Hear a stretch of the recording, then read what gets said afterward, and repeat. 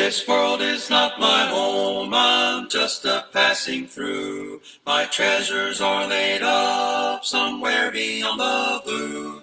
The angels beckon me from heaven's open door, and I can't feel at home in this world anymore. Oh Lord, you know I have no friend like you.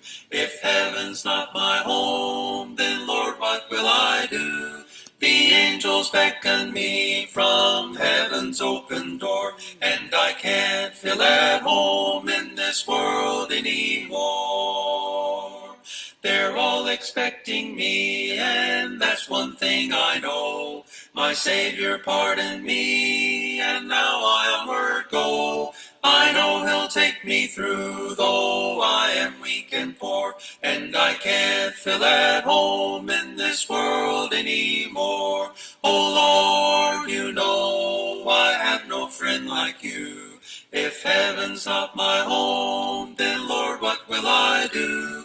The angels beckon me from heaven's open door, and I can't feel at home in this world anymore. Just up in glory land we'll live eternally. The saints on every hand are shouting victory. Their songs of sweetest praise drift back from heaven's shore, and I can't feel at home in this world anymore. Oh Lord, you know I have no friend like you. If heaven's not my home, then Lord, what will I do? The angels beckon me from heaven's open door, and I can't feel at home in this world anymore.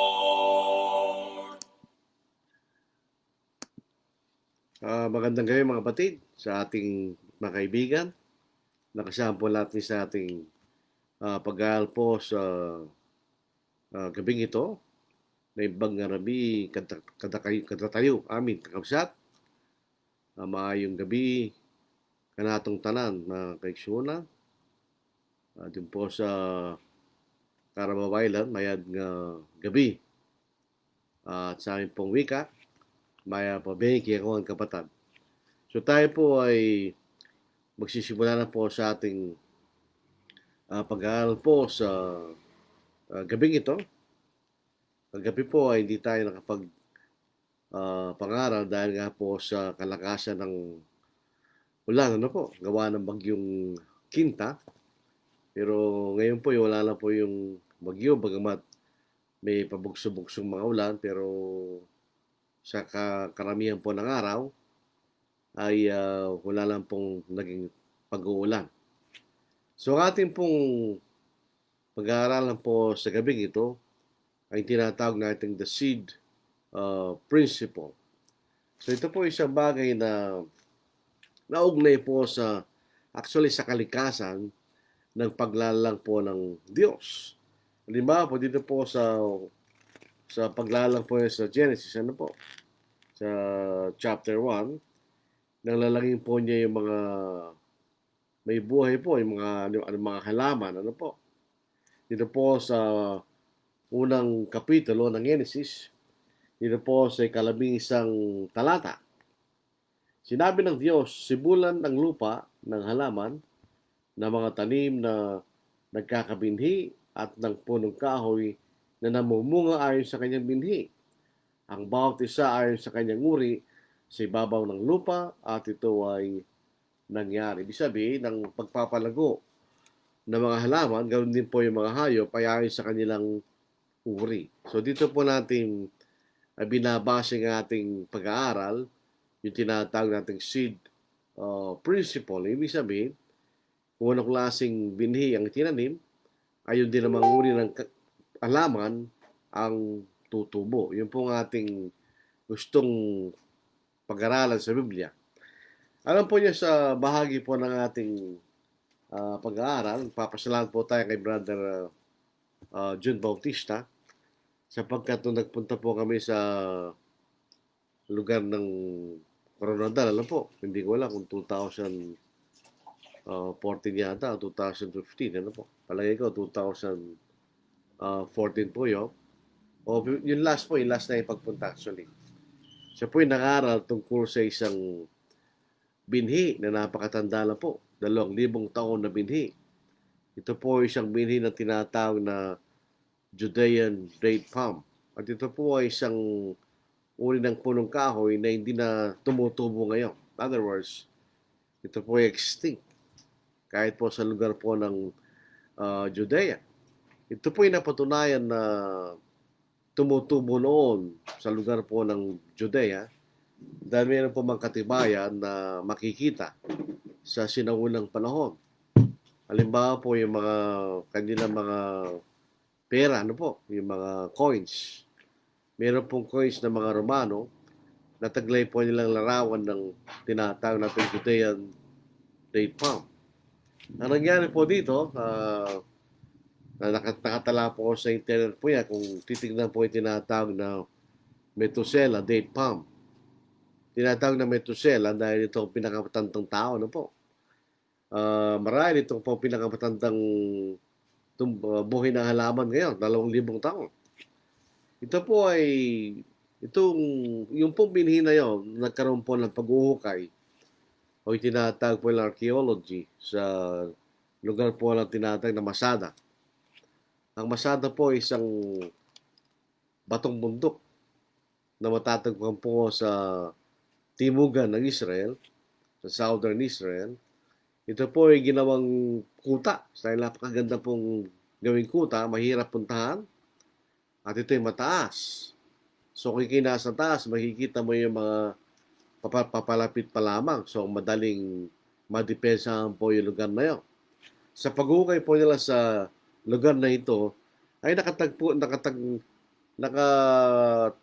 nakadiscover sila ng lalagyan na punong-puno po ng Judean date palm seeds. Ano po? At ito ay kanilang itinago sa loob po ng 40 taon sa Bar Ilan University sa Ramat Gan. Eventually, ito'y tinanim at ito'y tumubo. Ang tinawag po nila Methuselah date palm. Ang punto po natin dito, ito po ay magiging bahagi po ng ating share ng pag-aaral na po sa bagay na ito. Kahit ang binhi ay matanda na, kung ito po ay buhay pa at ito po ay tatanim, tutubo pa rin yung punong kahoy na yun. So in other words, yung Judean date palm, wala na po yun, extinct na po yun, bago po na-discover yung mga buto sa Masada. Na ito po ay tinanim, ito ay 2,000 taon edad na binhi, tumubo pa rin. At ang halaman ay Judean date palm. So, ibig sabihin, yung pong sinasabi ng Diyos sa Genesis chapter 1, verse 11, verse 12, ay totoo na po. Ulitin natin. Sinabi ng Diyos, simulan ng lupa ng halaman na mga tanim na nagkakabinhi at ng punong kahoy na namumungay sa kanyang binhi. Ang bawat isa ay sa kanyang uri sa ibabaw ng lupa at ito'y nangyari. At ang lupa ay sinimulan ng halaman at ng mga tanim na nagkakabinhi ay sa kanyang sariling uri at ng punong kahoy na namumunga ay sa kanyang binhi, bawat isa ay sa kanyang uri at nakita ng Diyos na ito ay mabuti. So makita natin, ang pagpaparami po ng mga punong kahoy ay naayon po sa kanilang binhi. So kung ano po yung binhi ng punong kahoy na yun, yan din naman ang yung punong kahoy na yun, natutubo na po. Dito po sa ating ginawang halimbawa, itinanim po nila yung Judean date palm, yun ang binhi. At ang tumubo po ay Judean date palm. So yung pong katotohanan na sinasabi ng Diyos, nang siya maglalang, ayon sa kanyang uri, ang bawat isa ayon sa kanyang uri, yun po ay totoo, yun po ang kalikasan. Hindi natin pwedeng palitan yung kalikasan na yun. Kung ano yung uri ng binhi, yun din po naman ang uri ng punong kahoy o halaman na tutubo. Kung ito naman po yung hayop, kung ano pong ayon ng anong uri po ng hayop, yun din naman po ang magiging supling, yung katulad po ng mga magulang. Ang atin pong pagbabasahin po ngayon ay may kaugnayan sa binhi. Kung ano ang binhi na itinanim, yan din naman ang tutubo. Ito po totoo sa physical na larangan ng mga bagay na may buhay, kaya ito'y halaman, o kaya ito po'y mga hayop, ito rin po'y totoo sa Ebanghelyo. Dito po sa unang Pedro, basahin natin. Sa unang kapitulo po, sa talatang 22 hanggang dito po sa 25. Ngayong nilinis na ninyo ang inyong mga kaluluwa sa pamagitan ng inyong pagsunod sa katotohanan, kaya't kayo'y may tunay na pag-ibig sa isa't isa.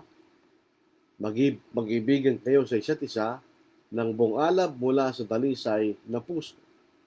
Ipinanganak na kayong muli, hindi sa binhing nasisira. So may bilanggit po itong binhi, ano po?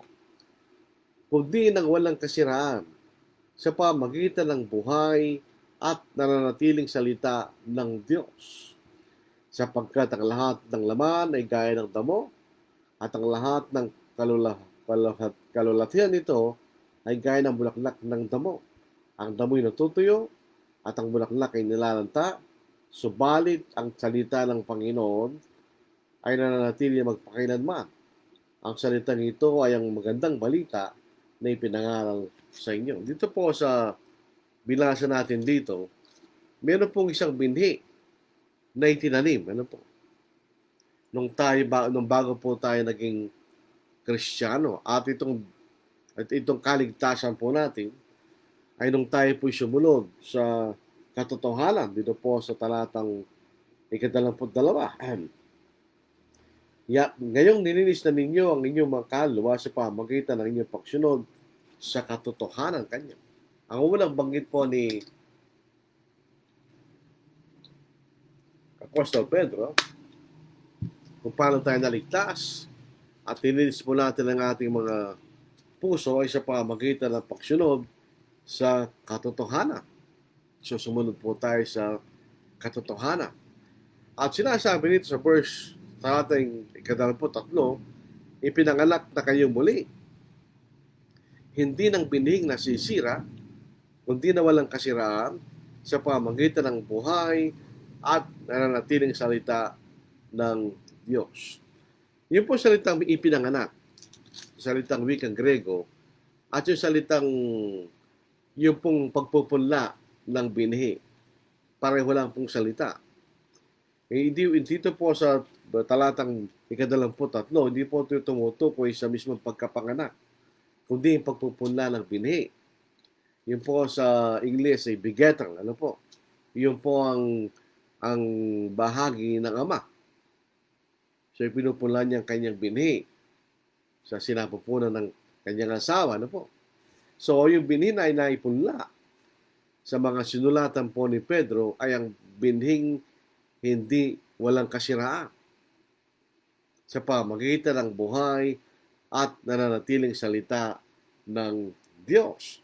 Ito pong binhi na ito na walang kasiraan ay walang iba kundi ang salita ng Diyos na sinasabi dito na nananatiling magpakailanman.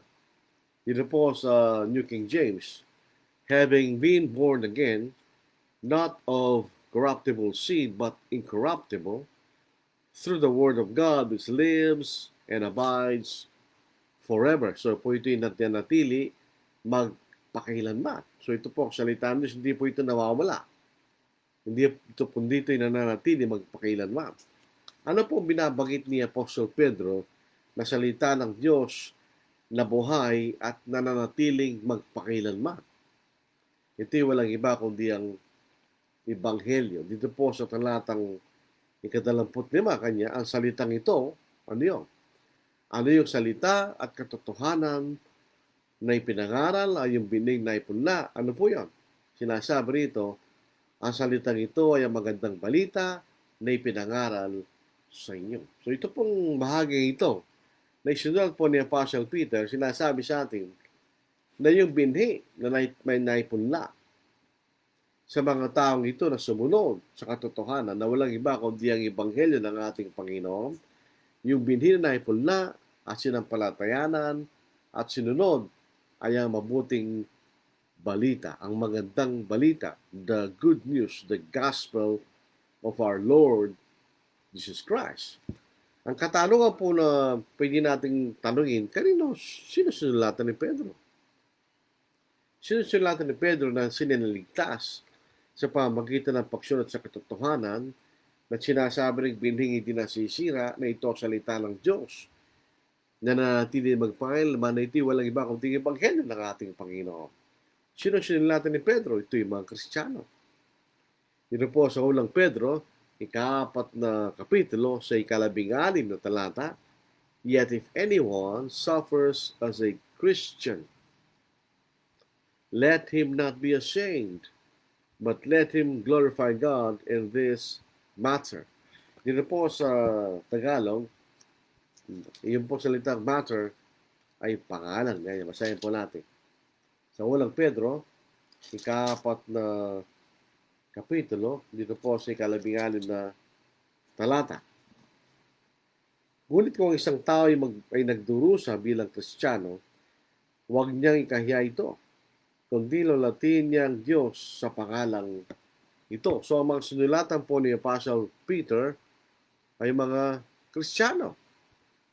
Ito, mga Kristiyano ito, ano ang kanilang tinanggap at pinaniniwalaan?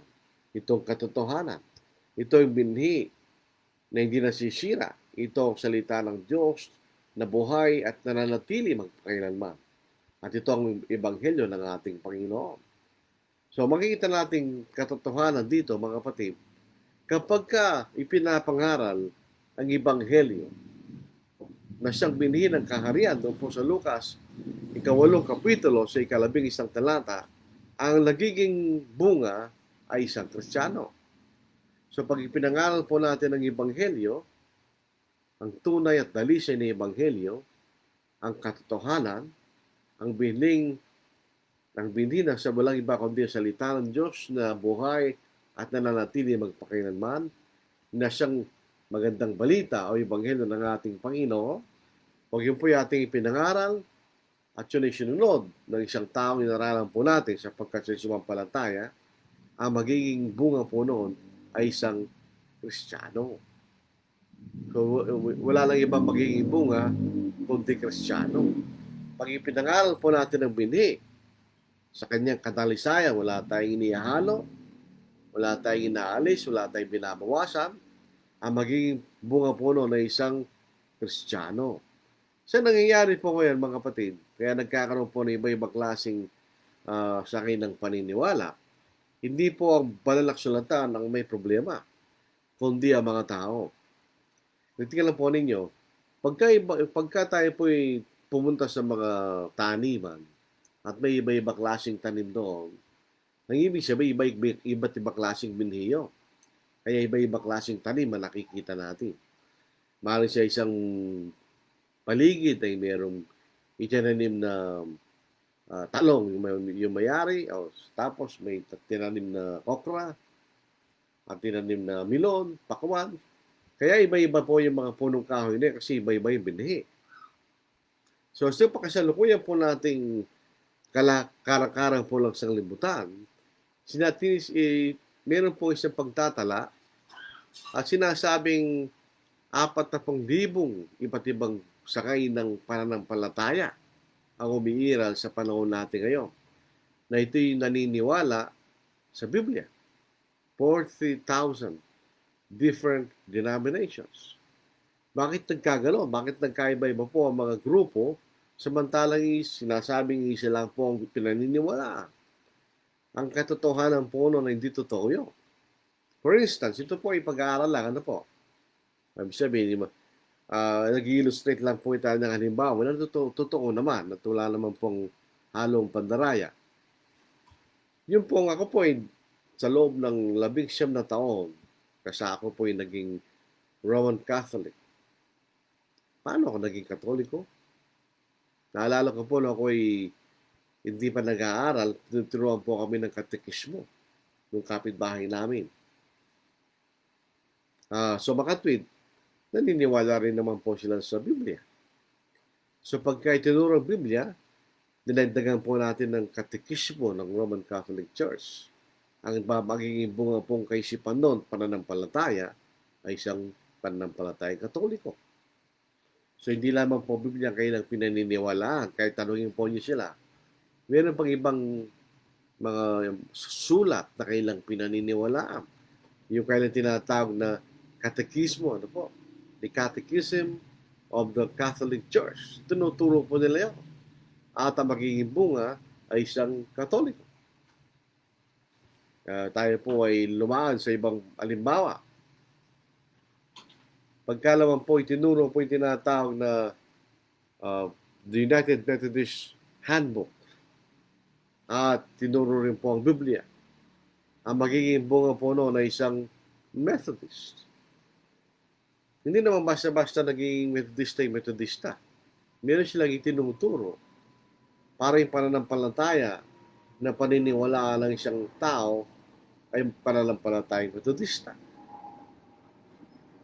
Kasi tinuturo rin po nila ang Biblia, pero may kaakibat na United Methodist Handbook. At ang produkto po ay isang Methodista. Methodist.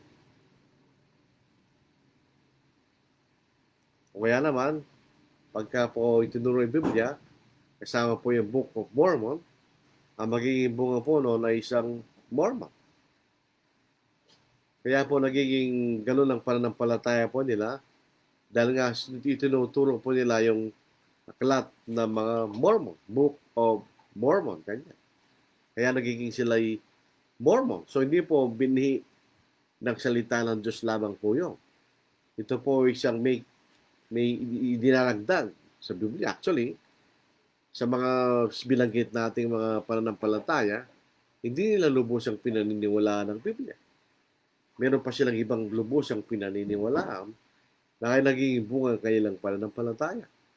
Halimbawa po yung mga Mormons, pagka sila pupunta sa mga bahay-bahay, ang unang tinuturo nila yung Biblia. Pero eventually, pag ikay sumang-ayon na makipag-aaral sa kanila, ang ituturo na sa iyo, the Book of Mormon. Kaya sila ay nagiging Mormons. Dahil yun po ang binhi na naipunla sa kanila. So pero makikita natin, yung mga lagad ng ating Panginoon, na tinanggap nila ang aral ng ating Panginoon, ang tawag sa kanila ay mga Kristiyano. So ang mga lagad ng Panginoong Jesucristo ay tinatawag na mga Kristiyano sapagkat ang kanilang tinanggap ay ang Ebanghelyo ng ating Panginoon. Dito po sa Gawa, chapter 11, verse 26. Sinugo po ng iglesia sa Jerusalem si Barnabas para hanapin si Apostle Paul. At nung matagpuan po ni Barnabas si Apostle Paul, sa Gawa, chapter 11, verse 26, and when he had found him, he brought him to Antioch. So it was for a whole year they assembled with the church and taught a great many people. And the disciples were first called Christians in Antioch.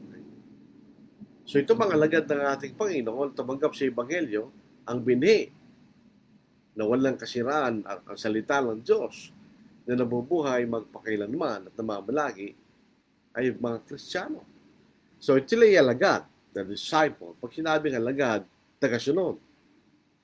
So yung mga tagasunod ng ating Panginoon, ang pangalan, tinatawag silang mga Kristiyano. Ang tagasunod ng doktrina ng Katoliko ay tinatawag na Katoliko. Ang tagasunod ng doktrina ng Metodista ay tinatawag na Metodista. Ang tagasunod ng doktrina ng Mormons ay tinatawag na Mormons.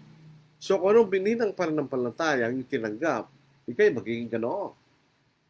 So makikita natin yung seed principle na nakikita natin sa physical na larangan ay totoo rin sa pananampalataya.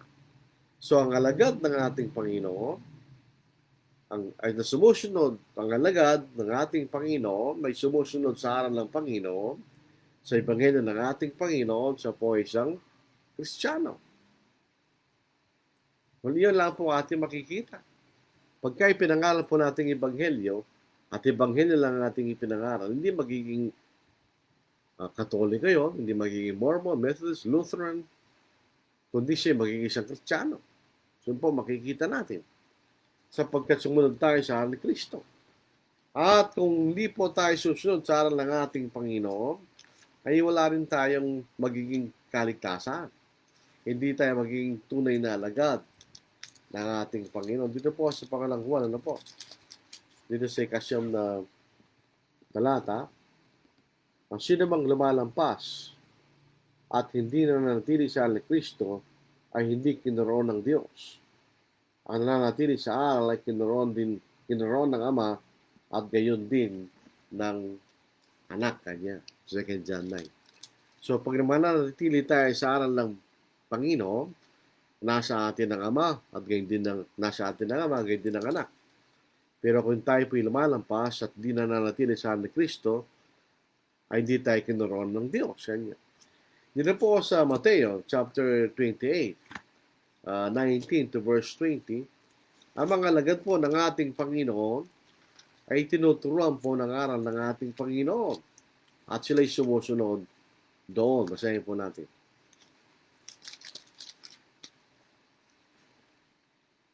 Kaya't sa paghain ninyo, gawin ninyong alagad ang lahat ng mga bansa.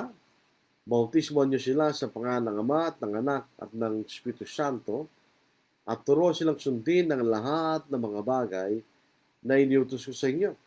At narito ako isumasa niyo palagi hanggang sa katapusan ng panahon. So, yun ang ibig sabihin ng gawing alagad. Hindi lamang pagkatapos mong sumampalataya at bautismuhan, kundi pagkatapos kayo susunod sa lahat ng ipinagutos ng ating Panginoon. So, ang katotohanan ay ang salita ng ating Panginoon. Ang ebanghelyo ng ating Panginoon. Yun ang makikita nating katotohanan na kapag sinunod ng tao at pinaniwalaan sinunod ng tao, siya magiging Kristiyano lang. Yun ang seed principle. So, anong binhi? Kahit po sa kalakaran ng pisikal, yun ang magiging halaman o magiging hayop. Kung sa larangan po ng pananampalataya, kung anong bining tinanim, gayon din naman ang magiging bunga. Kung ebanghelyong tinanim, ang magiging bunga ay sa Kristyan, napakasimple lang. Ano po? Kailangan tayo mag-ingat na yung kaisipan ng tao at damdamin ng tao ay hindi sapat na patnubay yun sa pananampalataya. Malapay kumisa ng ating mga kaisipan, ng ating mga damdamin, ang magdadala sa atin sa maling direksyon. Yun yung makikita natin sapagkat, tandaan natin, ang kaisipan ng tao ay hindi katulad ng kaisipan ng Diyos. Man's thoughts not the same as God's. Dito po sa Isaiah chapter 55, basahin po natin. Isaiah chapter 55, verses 8 and 9. Basahin natin po. Sapagkat ang aking mga pag-iisip ay hindi yung mga pag-iisip. Yan yung mga pamamaraan ay aking mga pamamaraan, sabi ng Panginoon. Sapagkat kung paanong ang langit ay higit na mataas kaysa lupa, gayon ang aking mga pamamaraan ay higit na mataas kaysa inyong mga pamamaraan. At ang aking mga pag-iisip kaysa inyong mga pag-iisip. So, ang kaisipan ng Diyos ay higit na mataas kaysa sa ating kaisipan. At ang pamamaraan ng Diyos ay higit na mataas kaysa sa ating mga pamamaraan. So, hindi po tayo pwedeng magtiwala sa ating mga sariling kaisipan, mga kapatid.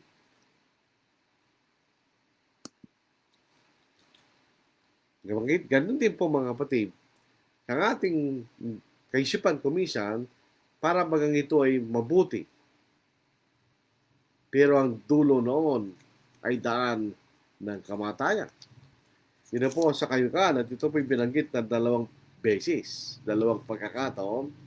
Dito po sa kawikaan, 14 na kapitulo sa 12 talata at din po sa 16 na kapitulo at sa 25 talata. Unahin po natin sa 14. Actually, pareho lang po ito. Mayroong daan na tila matuwid sa isang tao, ngunit mga dang tungo sa kamatayan ang dulo nito kanya. Tumpo sa lumang salin, may daan na tila matuwid sa isang tao, ngunit ang dulo niya ay dulo ng kamatayan kanya. Sa ika-15 na kapitulo, sa talatay ka-25, mayroong daang na tila matusa siyang tao, ngunit mga dang tungo sa kamatayan ang dulo nito. Kasi kung inuulit po yung isang bagay dalang beses sa Biblia, ibig sabihin ito ay mahalaga. Makita rin po natin sa aklat po ni Jeremiah na wala sa tao, it is not in man to direct his steps. In other words, ang isang tao kahit na minsan mali na yan, hindi pa rin siya pupunta sa tama sa kanyang sarili kanya. Basahin natin John chapter 10, verse 23.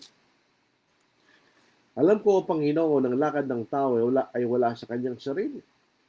Wala sa taong lumalakad ang matwid ng kanyang mga akbang, o magtwid ng kanyang mga akbang. At isang magandang halimbawa po, si Apostol Pablo, noong unang panahon, pinag-uusig po niya yung mga Kristiyano. Paul, sa kanyang kaisipan, ito po pag-uusig niya sa mga Kristiyano ay tama. Pero tama ba? Sabi po na sa Gawa, chapter 20, verse 9. Pero sa kanyang kaisipan, yung ginawa niya yun ay tama. Pero tingnan, basahin po natin. Ako mismo ay napaniwala na dapat akong gumawa ng maraming mga bagay laban sa pangalan ni Jesus na taga Nazareth kanya. So napaniwala siya sa kanyang ginagawang pag-uusig ay tama kanya. Ang ating mga damdamin bilang mga tao ay bunga ng ating paniniwala at kaisipan. Kaya iba-iba po ang damdamin ng mga tao. Minsan iba-iba ang pagtingin nila sa parang bagay. Dahil depende po sa kanilang paniniwala at sa kanilang kaisipan. Kumisa ng ating kaisipan at paniniwala ay mali. Hindi tama. Bagamat sa ating pakiramdam, ito'y tama. Pero sa katotohanan, maaaring hindi tama. At ito ay po binabalaan ni Apostle Paul laban sa paniniwala ng isang kamalian o kasinungalingan. Dito po sa Pangalawang Tesalonica, basahin po natin sa 2 kapitulo, sa talatang 10 hanggang sa 12, basahin po natin. Ito po ay isang babala ni Apostol Pablo. At may lahat na mapantayang kasamaan para sa mga napapahamak, sapagkat tumanggi silang ibigin ang katotohanan upang sila'y maligtas. At dahil dito pinapadalhan sila ng Diyos ng makapangyarihang pagkalinlang upang maniwala sila sa kasinungalingan, upang mahatulan silang lahat na hindi sumampalataya sa katotohanan sa halip ay nalugod sa kalikuan. So yun po ay babala sa atin laban sa paniniwala sa anumang kasinungalingan. Doon po sa panahon ng Old Testament, alam po natin na kasaysayan ni Jose po. Siya po ay pinagbili ng kanyang mga kapatid at yung kanya pong damit, tunikang iba-ibang kulay, ay nilagyan nila ng dugo. At ibinigay sa kanilang amang si Jacob. Pero ang totohanan, si Jose buhay. Siya pa yung pinagbili patungo sa Egypto. Pero nang makita po ni Jacob yung kasuotan ni Jose na punong-puno ng dugo, siya po'y naniwala na si Jose ay patay na. At siya ay nagluksa. So, ibig sabihin sa kanyang damdamin ay tunay. Siya ay nagluluksa. At ang kanyang kaisipan ay naniniwala siyang si Jose ay patay na. Pero sa katotohanan, si Jose ay buhay pa. So yung kanyang damdamin kaisip, bagamat ito ay totoo sa kanyang nararamdaman at iniisip, pero sa katotohanan, yun ay hindi tama. Ito sa Genesis chapter 37, verses 31 to verse 36. Kaya't kanilang kinuha ang mahabang damit ni Jose at sila'y pumatay ng isang lalaking kambing at kailang inilubog ang mahabang damit sa dugo. Kaya kanilang ipinadala ang mahabang damit na kanyang suot sa kanilang ama. At kailang sinabi, ito'y aming natagpuan. kilalanin mo kung ito'y mahabang damit ng iyong anak o hindi. Nakilala niya ito, kaya't kanyang sinabi, ito nga ang mahabang damit ng aking anak. Sinakmal siya ng isang mabangis na hayop, tiyak na siya'y nilapa. Pinunit niya ako ang kanyang mga suot at nilagyan niya ng damit sakong kanyang mga balakang at ipinaguksa ng maraming araw ang kanyang anak. Lahat ng kanyang mga anak na lalaki at babae ay nagtagkang siya'y aliwi. Subalit tumanggi siyang maaliw at kanyang sinabi, lulusong akong tumatangis para sa aking anak hanggang sa Sion at tinangisan siya ng kanyang ama. Samantala, pinagbili siya ng mga Midianita sa Egypto kay Potiphar, isang pinuno ni Faraon na kapitan ng bantay. So, bagamat sa kaisipan po ni Jose, ni Jacob, ay patay niya at kanyang damdamin at kanyang kaisipan, patay ni Jose, pero hindi totoo sapagkat siya pinagbili sa Egypto. So, ibig sabihin, ang ating mga kaisipan at damdamin lamang ay hindi sapat na patnubay sa larangan po ng ating paniniwala. Kailangan tayong maniwala sa binhi na ibinigay ng Diyos sa atin. Ang Diyos po ay palagi nagbibigay ng pattern para tayo sumunod. Sapagkat ang pattern po ay isang bagay na iyong susundin. Kumbaga, kung ikaw po ay gumagawa ng isang bahay, mayroong plano po yun. Ito ay plano ng isang architect. At pagka ito ay sinulat, at ito ay sinunod, ang lalabas po na yung mismong tunay na gusali. Ayon sa pagkasulat. Yung po yung tinatawag nating pattern. Kuminsan po, pag gumagawa ka ng damit, gumagawa mo na sila ng pattern. Sa, ano po yan, sa papel. Tapos iguguhit nila doon sa mismong damit na tatayan nila at gugupitin. Tapos tatayan na nila. So, kung ano po yung pattern ng damit, yun ang lalabas. So, ibig sabihin ng pattern, lahat po yan sa buong kasaysayan ng pakikipagtalastasyon ng Diyos sa tao, palaging may pattern. Tingnan nyo, si Noah, nung ipag-utusan siya ng Panginoon, nagawa lang daw, may pattern. Dito po sa Genesis chapter 6, ano po? Dito po sa 13 at hanggang sa 22.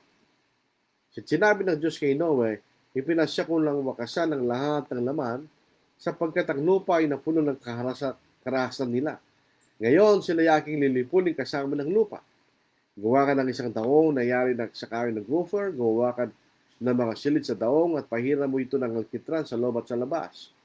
Gagawin mo ito sa ganitong paraan. Ang haba ng sasakyan ay 300 siko, ang luwang ay 50 siko at ang taas ay 30 siko. So, meron siyang binigay na pattern na itong ginawa ni Noe sa talatay 22.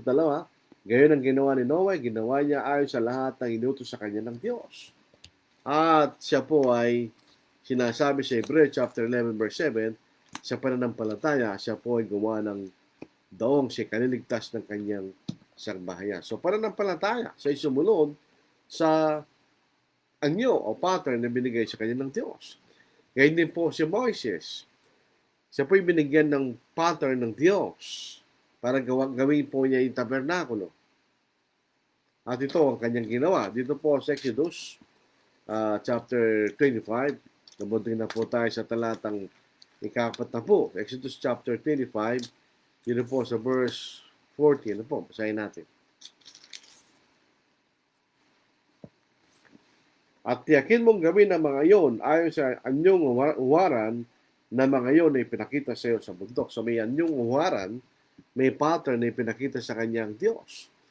At makikita rin po natin ang mga pagkakataon sa Biblia na kapag sinuway mo yung uwarang anyo o yung pattern na ibinigay ng Diyos, ikaw ay parurusahan ng Diyos.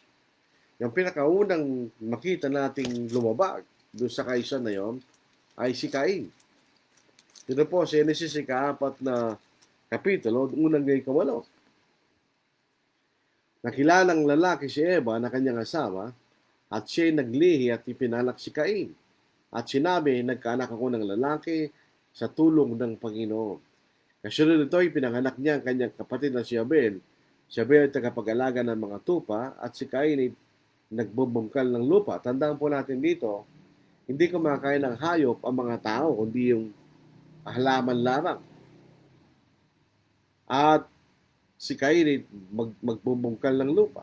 Sa paglipas ng panahon ay nagdala si Cain ng isang handog sa Panginoon mula sa mga bunga ng lupa. Nagdala rin si Abel ng mga pangalan ng kanyang kawan ng taba ng mga yon. At pinahalagahan ng Panginoon si Abel at ang kanyang handog. Subalit hindi niya pinahalagahan si Cain at ang kanyang handog. Galit na galit si Cain at nagingit-ngit ang kanyang mukha. Sinabi ng Panginoon kay Cain, bakit ka naggalit at bakit nagingit-ngit ang iyong mukha? Kung ikay gumawa ng mabuti, hindi ka ba tatanggapin? At kung hindi ka gumawa ng mabuti, ang kasalanan ang nag-aabang sa pintuan. Ikaw ang nais ito, subalit kailangang madaig mo ito. Sinabi ni Cain ang kanyang kapatid na si Abel, at nangyari nang sila'y nasa parang tumindig si Cain laban kay Abel na kanyang kapatid at kanyang pinatay.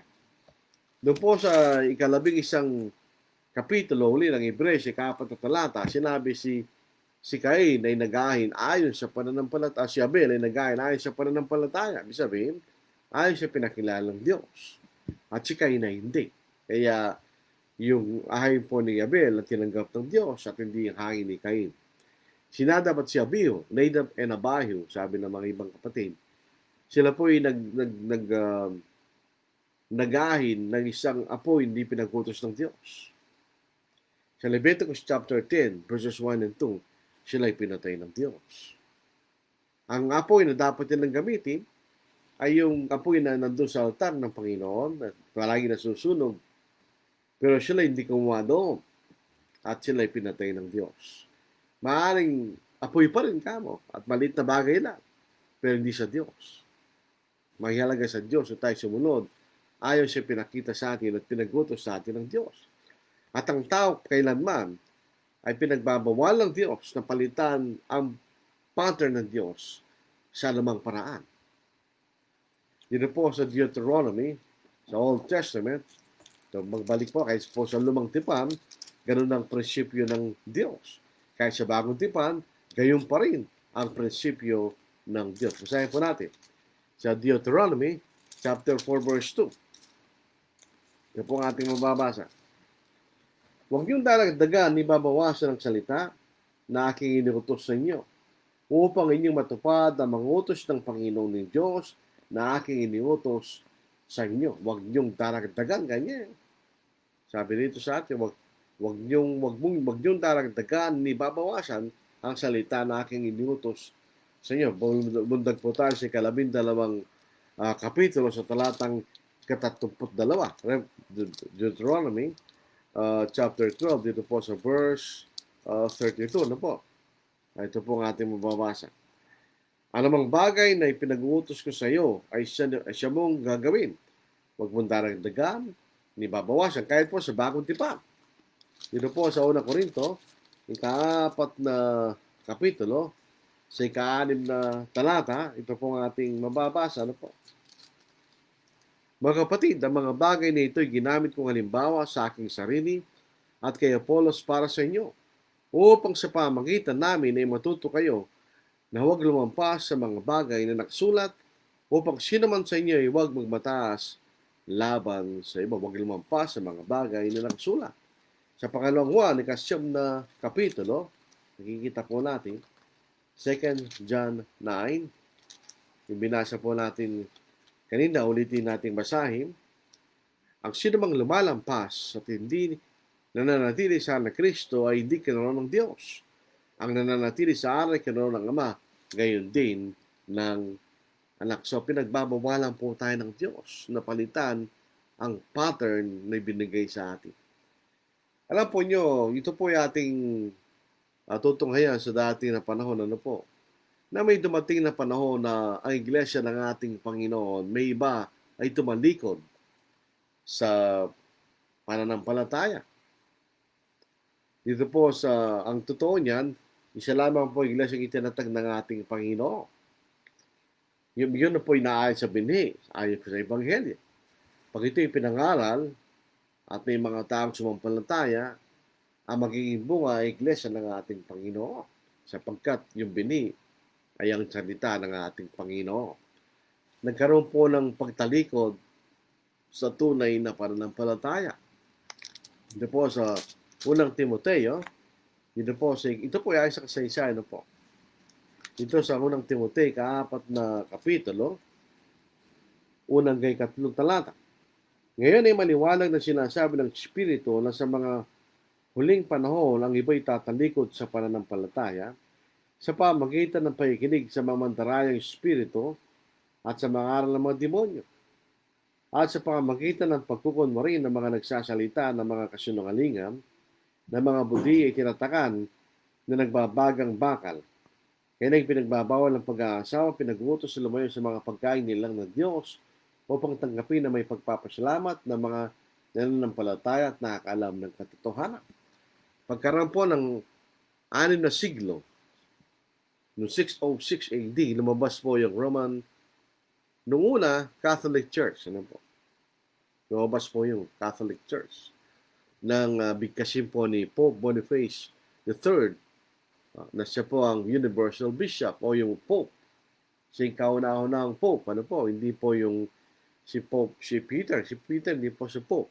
Hindi siya tinawag na Pope. Siya isang apostol.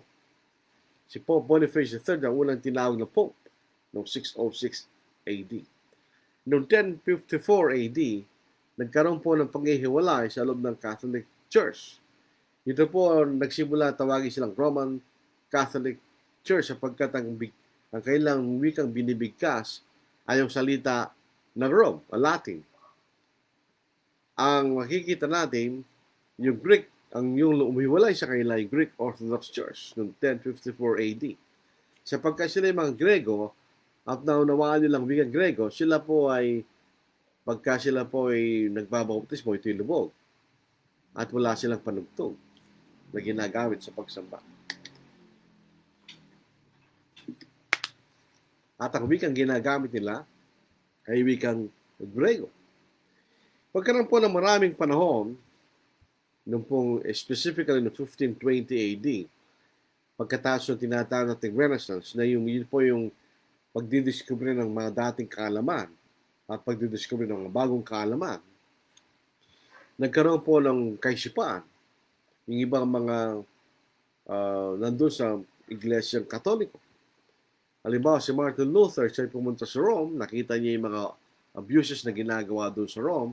Pagbalik po niya, ay naglagay po siya 95 thesis sa katedral sa Wittenberg, sa Germany. At yun ang simula ng kanyang gusto niyang baguhin, alisin yung mga bagay na sa kanyang kaisipan ay mali. But later on, siya po'y tinakwil. Eventually, siya ay nagkaroon siyang ibang iglesia kaysa sa Roman Catholic Church. Yun ang naging tinatawag Lutheran Church noong 1520. Noong po 1536, lumabas po yung Presbyterian Church. Presbyterian Church, ano po? Tapos noong 1607, yung Baptist Church. Tapos yung meron pong Episcopal na po noong 1534, ano po? 1534, lumabas po yung Episcopalian Church. At mula sa Episcopalian ay lumabas ang Methodista noong 739. At marami pang iba. Nasakay po ng mga pananampalataya, gawa po ng tinatawag Reformation na nagsimula noong 1520. Gusto nilang baguhin, ayusin ang Roman Catholic Church. Dumating po ang panahon na yung mga tao sa Europe ay may mga nagsiyalisan, gawa po ng religious and economic persecution. Sila po yung nakarating sa lupain ng Amerika. At dahil po sa pagkaroon ng kalayaan ng pag-iisip, at wala lang po yung mga religious persecution, yung mga tao doon ay nagsimulang basa ng Biblia muli. At na-discover nila yung katotohanan.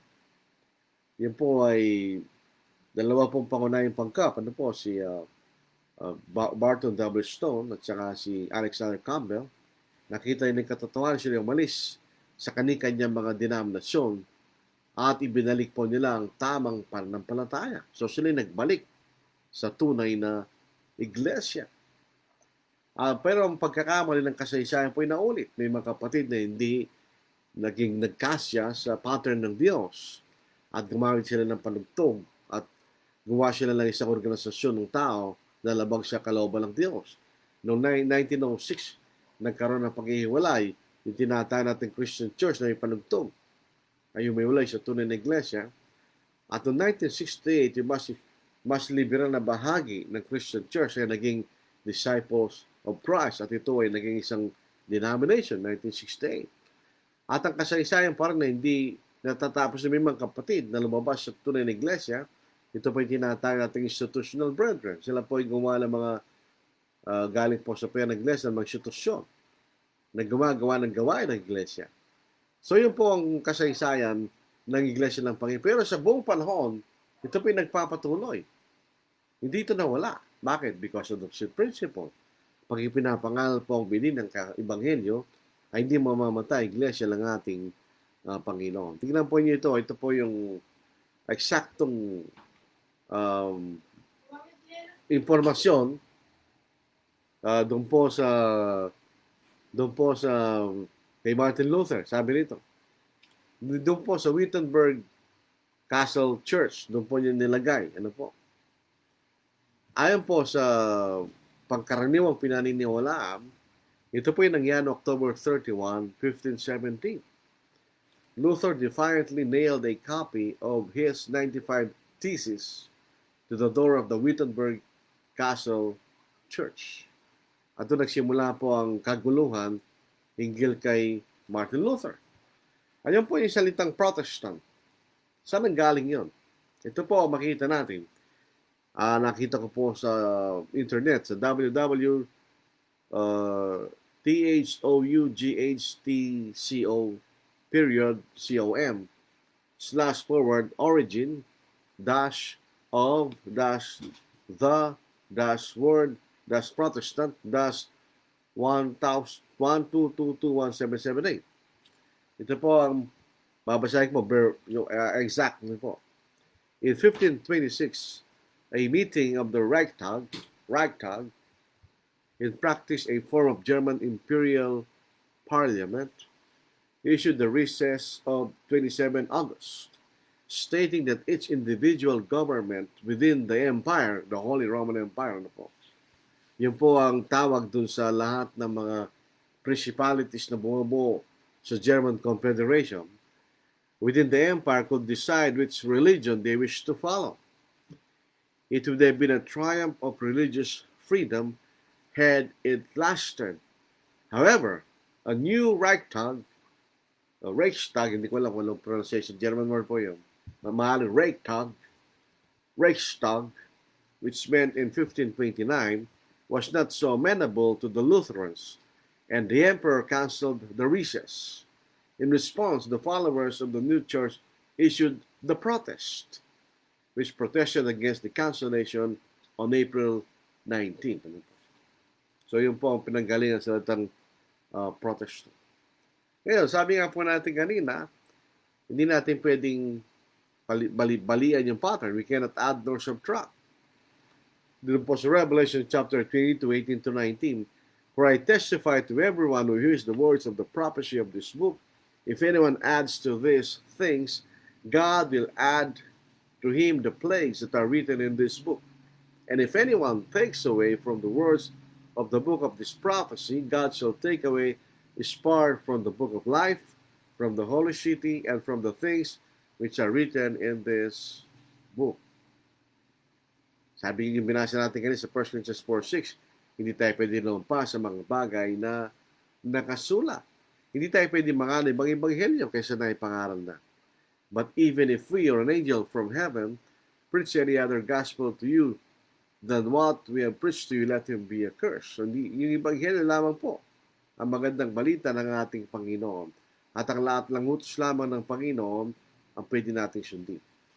Alam po, sa kaligtasan, sabi po sa atin ng Panginoon, ang sumasampalataya at ang bautismo maliligtas, datapat ang hindi sumasampalataya ay parurusahan. Yun po ang tamang paraan ng kaligtasan.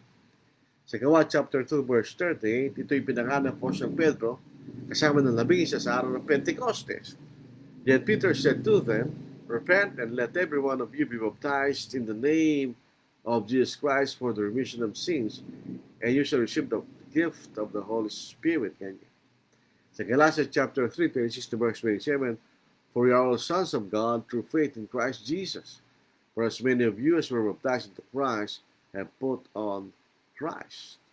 So yun po makikita nating paraan ng kaligtasan na itinuturo ng Ebanghelyo. Kung gagawin po natin yan, tayo po ay magkakaroon ng kaligtasan. At may pangako ang Panginoon sa kanyang mga alagad. Ano po yan? Sa John chapter 14, verses 1 to 6. Ito po ay mas exciting basahin sa wikang English. Ano po? So, dito po sa aking sa King James o sa New King James. Let not your heart be troubled. You believe in God, believe also in me. In my Father's house are many mansions. If it were not so, I would have told you, I go to prepare a place for you. And if I go and prepare a place for you, I will come again, receive you to myself, that where I am, there you may be also. And where I go, you know, and the way you know. Thomas said to him, Lord, we do not know where you are going, and how can we know the way? Jesus said to him, I am the way, the truth, and the life. No one comes to the Father except through me. Sa Hebrews chapter 9, verse 20, pagdating po ng ating Panginoon, dala-dala niya na ang ating buhay na walang hanggan ng ating kaligtasan. So Christ has offered once to bear the sins of many. To those who eagerly wait for Him, He will appear a second time, apart from sin for salvation. Yun po ang buhay na walang hanggan. Na tayo po'y dadalhin ng Panginoon sa langit, sa isang tahanang ininda para sa atin, at tayo makakasama natin ng Panginoon, ng Diyos, ng Espiritu Santo, magpakailanman. Dito po sa 1 Peter, chapter 1, verse 4, basahin po natin. To an inheritance incorruptible and undefiled, and that does not fade away, reserved in heaven for you. So ito po magpangako ng Panginoon sa ating kanyang mga alagad. So hindi alagad ng Panginoon na hindi tumanggap doon sa binhi ng Ebanghelyo. Nangyaring inaralan po sila at ipinangalan po yung binhi, pwede sila naniwala sa binhi, tinanggan nilang binhi ng Ebanghelyo, sila po ay mapupunta sa tinatawag nating impyerno. Dito sa Mark chapter 9, dito po sa verse of 43. Basahin po natin. Sa Mark chapter 9, dito po sa verse of 43. Dito po ang nakakatakot na mga bagay na makikita natin dito, mga kapatid. Ano po? Nakakatakot. Bakit? Basahin lang po natin, talaga nakakatakot. Sa Mark chapter 9, verse 43. Ito po ang ating mababasa. If your hand causes you to sin, cut it off. It is better for you to enter into life maimed, rather having two hands to go to hell, into the fire that shall never be quenched. So po hindi hinto, where the worm does not die and the fire is not quenched. So yun po yung larawan ng impyerno. Ito po yung nakakatakot at masakit na lugar. So Aljan Acampo, good evening po Brad. Tapos si Eleanor Ortiz, good evening po sa lahat ng mga kapatid. Daniel Dasino, good evening brother. Happy watching from Muaan, Katipawan, Church of Christ. Rafael Ortiz, good evening brad sa mga kapatid sa lahat ng viewers. God bless po. Kinitipili Gambol, na ibag nga rabi tayo amin, kakapsat. Parang tayo amin pala, tayong lahat. Sa iyo amin, sa inyong lahat. Louie Villa Mayor Family, present po brad. Jimmy Caniedo Noah Jr., maayong gabi, kapatid na Lordy. Ilan, gumagalang po sa brother. Jim Bautista, magandang gabi sa lahat. Theodore Rasin, magandang gabi po sa lahat na nakikinig, Brad. Rosalito Obnardo, magandang gabi sa mga kapatid na mga Kristiyano at sa lahat naman nakikinig at nanonood. Ena Del Pino Villamayor, good evening po, listening. Sene Luciano, good evening po. Nia Oisirasor, good evening po. Tapos may tanong po rito. Kalito Abelia, mapalakpak po siya. General, present po. Arnold Dasilo, magandang gabi po brother sa lahat na nakikinig. Randy Calilo Sienis, good evening po sa lahat. Sharon Balbaboco, good evening po mga kapatid.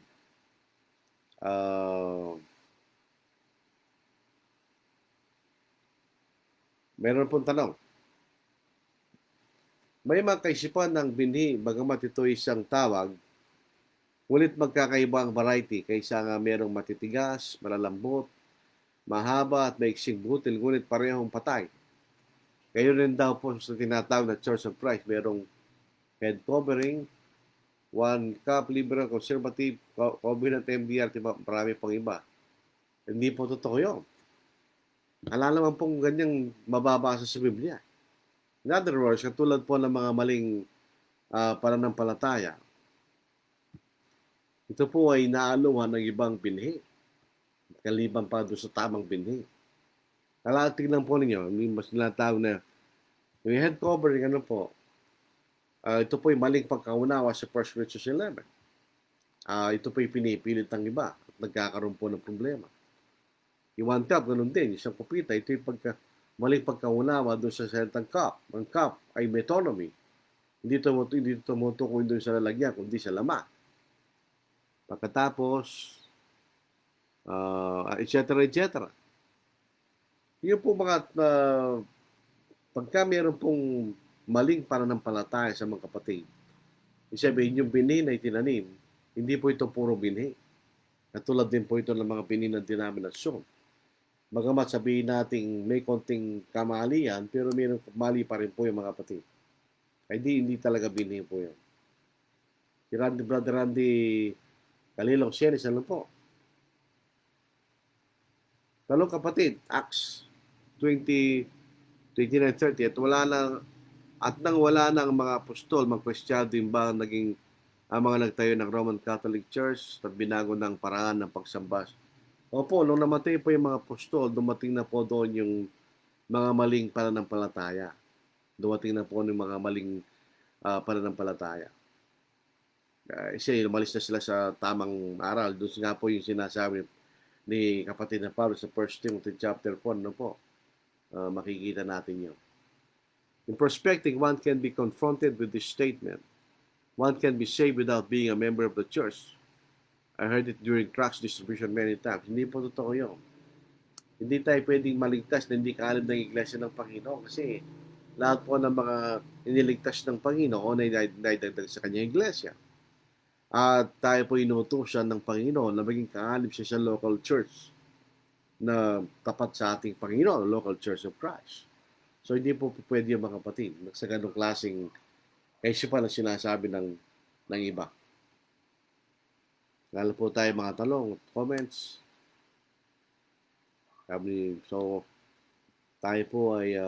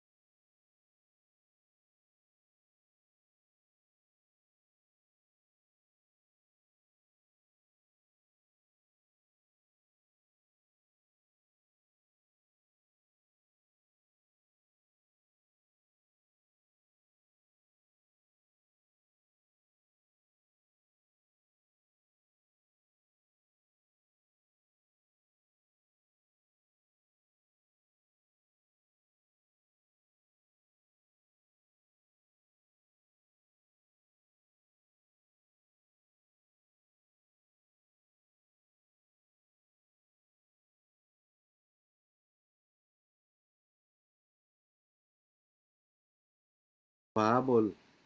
May dahilan ba, Brad, ang environment kaya yung mga tinataniman o inaaral ay mga balik sa dati? Meron po.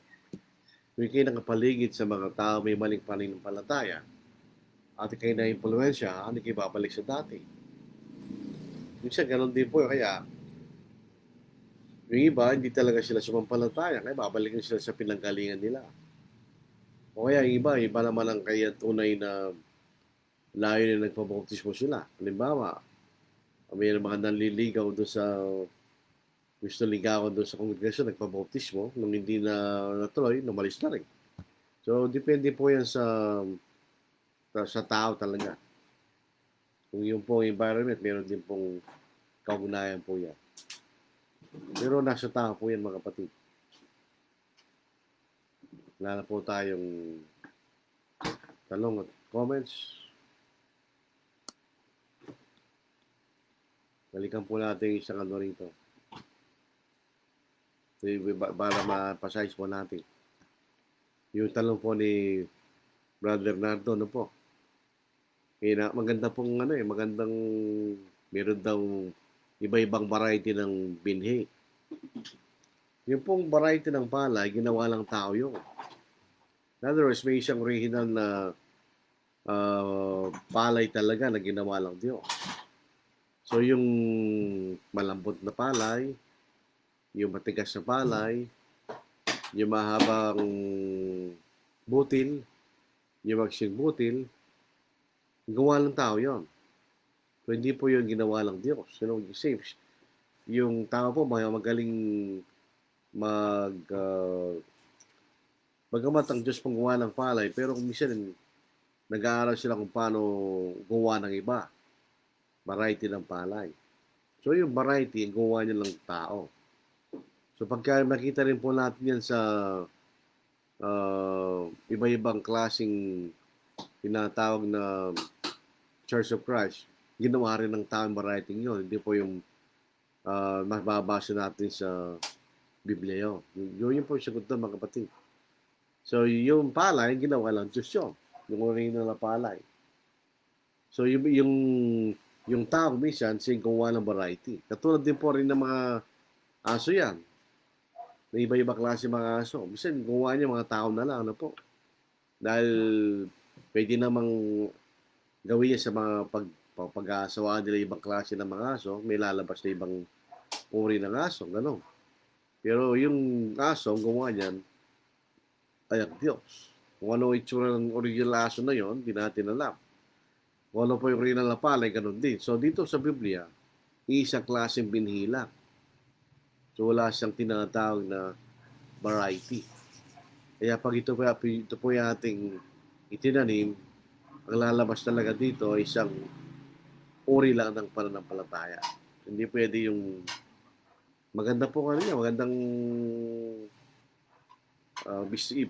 ipakilala mong paliwanag. Kaya lang, yung pong iba-ibang sinasabi rito, iba-iba rin ang pinaniniwalaan niya. Sasabihin niya yung mali yung isa, mali, paano yun? Hindi rin sila nagsasama. Pero dito po sa Biblia, may isang pananampalataya lang. So, walang variety po yan. Dito po sa Efeso, di sa ika-4 na kapitulo.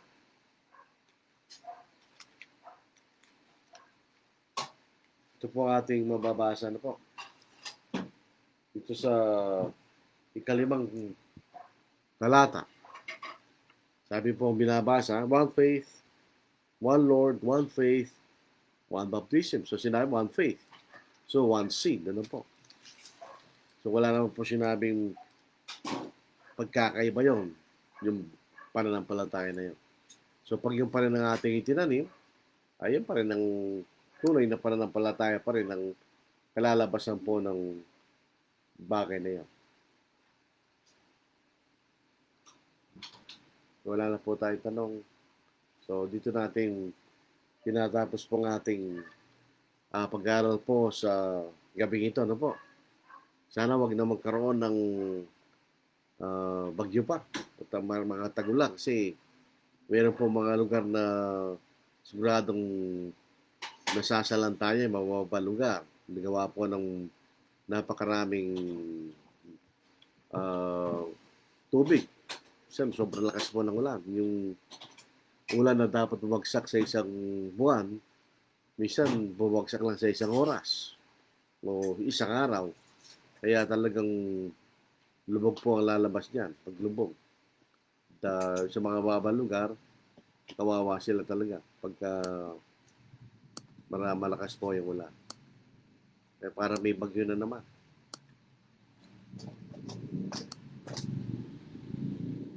So bukas po ang ating pag-aaralan. Ito po isang mahalagang pag-aaral tungkol po sa tinatawag nating restoration movement. Ano po? At ito may kaugnayan po sa pinag-aaral nating seed principle. Ano po? Paano nangyari yung bagay na yun? Nagkaroon tinatawag na restoration period sa US. Paano nangyari yun? Yun po ang ating tuturo. May pag-unayan po sa tinatawag nating seed principle. Ano po? May nagsasabi na ang founder ng Church of Christ, Alexander Campbell, hindi totoo yun. Ang founder ng Church of Christ ay si Kristo. Kaya nga po tinatawag na Church of Christ. So tayo po ay manalangin. Ang banal, tulungan po niyo kami sa aking pag-aaral. Tuhan lamang niyo ang aming tunghayan. Patawarin niyo kami sa mga pagkakasalang ginagawa sa pagkukulang. Ilayo mo kami sa lumpakso para mo po kami mawalay sa inyo, Diyos. Dinadalangin namin na lagay niyo sa amin ng puso sa aming puso ang kapagbabaan. Nalasin niyo ang puso ng kataasan. So sana po ang mga aral na namin tinuturo, ang inyong mga aral ay mapunta sa puso ng nakikinig at maging patnubay sa kanila sa araw-araw ng pamumuhay. Dinadalangin namin yung mga tagapakinig namin, yung pakrisyan sa sumunod sa inyong Ebanghelyo. Tulungan niyo kami, Ama, sa iyong pangailangan at naway ingatan niyo kami sa araw na pandemya ito. At ang mga bagay ito ay may hining, itakin ng Panginoon sa Kristo na Panginoon. Amen. Bukas po mga kapatid, tayo po ay loobin ng Panginoon ay magkita-kita pa rin. Kayo po ay mag-ingat, stay safe.